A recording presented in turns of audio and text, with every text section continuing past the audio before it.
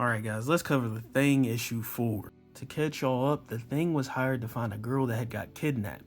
It led him to Hammerhead and his goons, but as soon as he arrived, the building that he was standing in front of blew up, but the girl miraculously survived.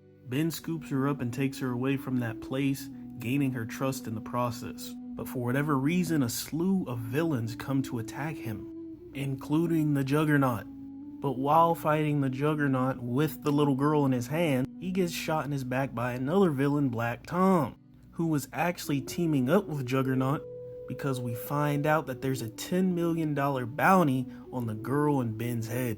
So to get both of them out of there, Ben grabs a Black Tom, chucking him across the city as Juggernaut follows. He then goes to the nearest payphone to try to get help from the other members of the Fantastic Four, but they're currently in the negative zone.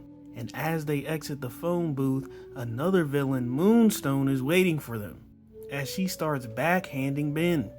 And although he does take a slight beating, he eventually brings her down. But it seems everywhere he goes, villain after villain after villain is after him for that $10 million bounty.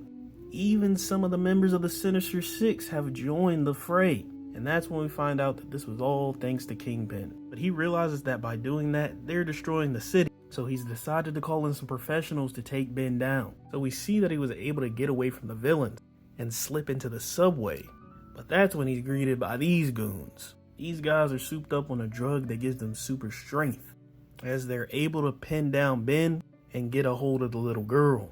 But at the end, we see the actual cause of the explosion we saw in previous issues. To protect herself from being kidnapped again, the girl lets off an explosion of power.